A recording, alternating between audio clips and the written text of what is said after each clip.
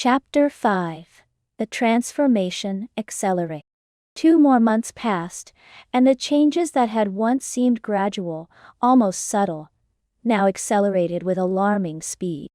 The transformations were undeniable, and each day brought new shocks for both Ash and Dawn, as they continued to morph into each other. Ash's transformation. Ash sat on the edge of his bed in the Pokémon Center, staring at his reflection in the full-length mirror. His breath caught in his throat as he took in the image staring back at him. It was getting harder and harder to recognize the person in the mirror. His once broad shoulders had narrowed significantly, his arms and legs had slimmed down, and his height, he was shorter now, almost exactly as tall as Dawn had been before all of this began. His face, it was the most unsettling change. His cheekbones had become more prominent, his jawline softening into a delicate feminine curve. His lips were fuller, his nose smaller. His eyes, once sharp and boyish, now seemed bigger, framed by longer lashes that gave him an almost doll-like appearance. He brushed a hand over his face, his fingers trembling slightly as he traced the smoothness of his skin. His hair, now fully grown out, flowed down his back in silky waves, the resemblance to Dawn's signature hairstyle undeniable. Ash pulled a lock of it over his shoulder, feeling its softness and weight. It was unmistakably hers now, long, thick, and perfectly straight, cascading past his shoulders in a way that sent chills down his spine. But it wasn't just his face and hair. His body was changing in ways that made him feel like a stranger in his own skin. His hips had flared out, widening into the soft feminine curves that Dawn had once possessed. His waist had pulled in, giving him an hourglass shape that was alarmingly close to Dawn's original proportions. And his butt? He didn't even want to think about it. His rear had ballooned, becoming rounder, fuller, pushing against the fabric of his clothes, in a way that felt all too foreign. Ash let out a frustrated sigh, standing up from the bed. His clothes, his own clothes, no longer fit. His once loose-fitting jeans now hung awkwardly around his hips, far too tight in places they should be. And his t-shirt, which had always been a comfortable fit, now felt like a tent around his shrinking torso. The fabric bunched around his chest and shoulders, sagging in ways that made him feel even more out of place. He had tried to hold out, tried to keep wearing his own clothes for as long as he could, but there was no denying it now. They didn't fit. Not anymore. With a reluctant sigh, Ash crossed the room and opened a wardrobe where Dawn had offered to lend him some of her clothes. He stood there, staring at the options laid out before him, his heart pounding in his chest. He'd never imagined that he would be standing here, contemplating putting on Dawn's clothes. But here he was. His hands hovered over the neatly folded stack of clothes. Her pink miniskirt, the one she often wore with her white leggings, a white tank top and black vest that she wore during contests, and to his horror, a pair of lace panties.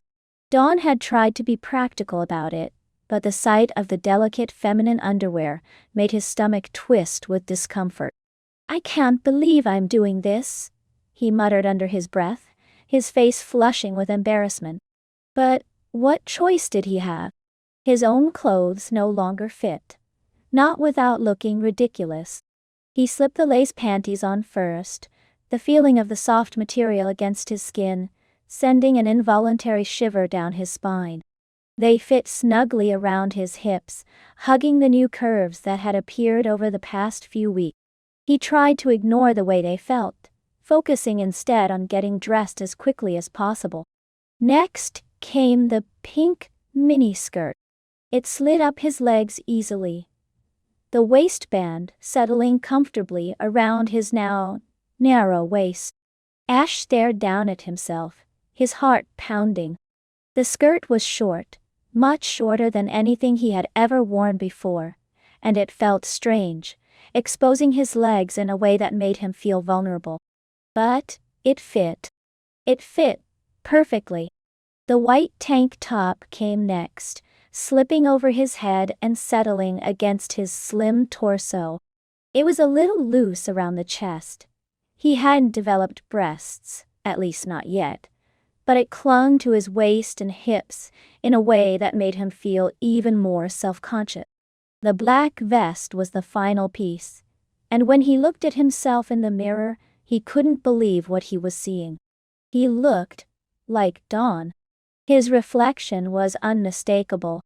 The long hair, the delicate features, the feminine curves. It was as if he had become her. The only thing missing were the breasts, and even without them, his appearance was almost identical to hers. Ash's breath came in shallow bursts as he stared at himself. His heart raced, a combination of fear, confusion, and disbelief, swirling in his chest. How did it come to this? Pikachu, who had been watching from the bed, tilted its head, its ears twitching with concern. Pika! Ash turned away from the mirror, unable to look at himself any longer. I don't know. Pikachu, I don't know what's happening to me. He sat down on the bed, his hands trembling as he ran them through his long hair. His voice, it had changed too. It was high now, consistently higher, soft and melodic, just like Dawn's. There was no mistaking it. All of this, it was too much. He felt like he was losing himself, piece by piece, as if his identity was being erased and replaced with someone else. This can't go on. No way to. He had to talk to Dawn. They had to figure out what was happening. They had to stop it. Dawn's transformation. While Ash grappled with his increasingly feminine appearance, Dawn's changes were taking her in the opposite direction. Dawn stood in front of the mirror in her room, her eyes wide with disbelief. She barely recognized herself anymore. Her face, once soft and delicate, had become sharper, more angular. Her jawline was stronger, her cheekbones less prominent, and her lips had thinned slightly. Her eyes, once wide and bright, now felt narrower, more intense. And her voice had deepened to the point where it was almost identical to Ash's original tone. She flexed her arms, watching the muscles ripple beneath her skin. Her once slim, lithe frame was now muscular, bulky even. Her shoulders had broadened, her chest had flattened, and her torso had taken on a more athletic, masculine shape. Her height had increased too. She was now as tall as Ash had been, maybe even a little taller. Her legs were longer, her thighs thicker, and her posture had shifted to match her new physique. It wasn't just her body though.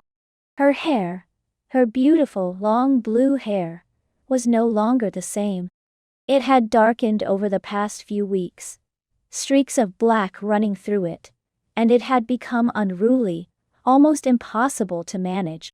No matter how much she tried to tame it, it spiked up in all directions, just like Ash's hair had always done. Dawn let out a frustrated sigh, grabbing a handful of her hair and pulling it back into a loose ponytail. This isn't me.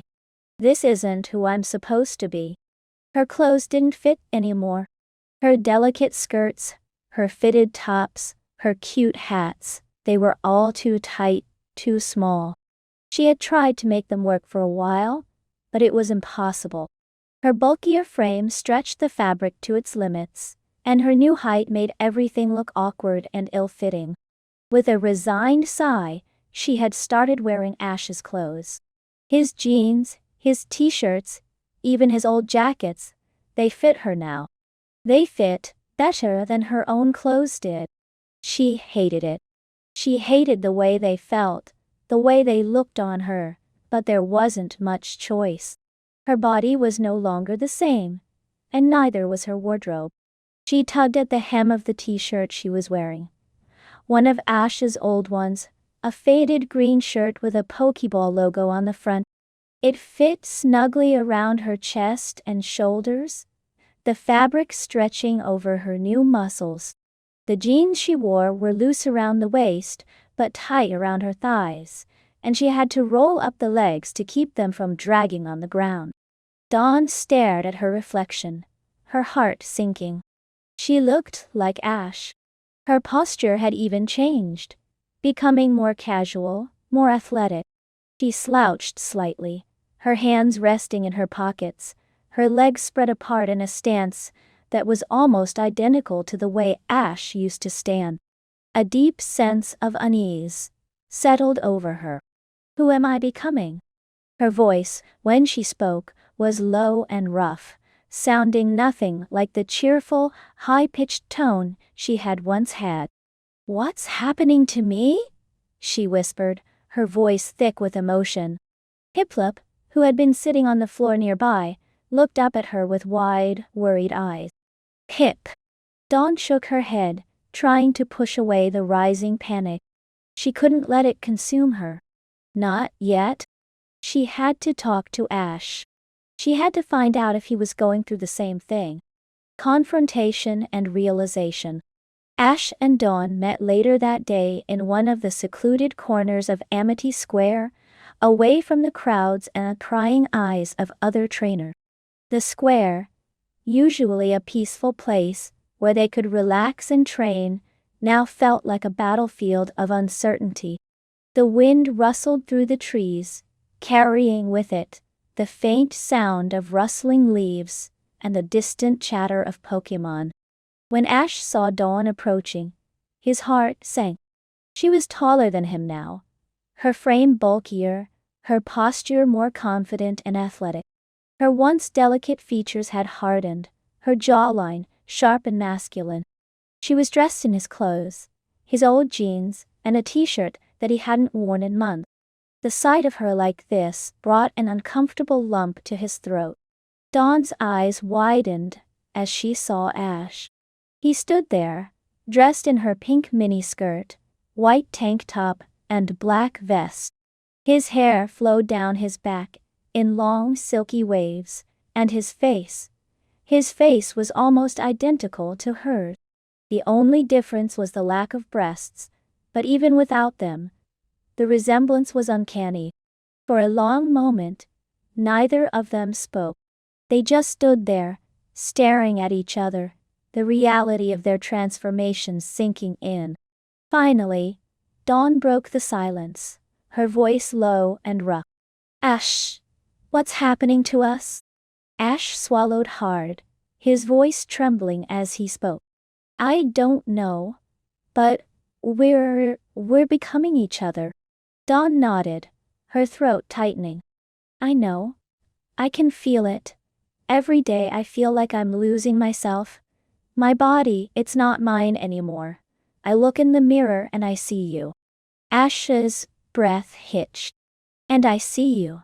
I don't understand it.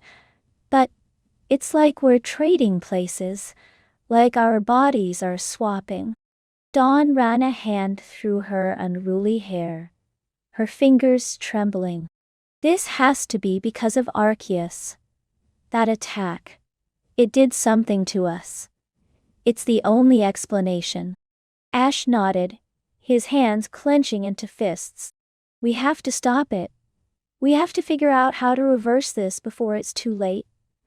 I don't want to lose myself, Dawn. I don't want to become you."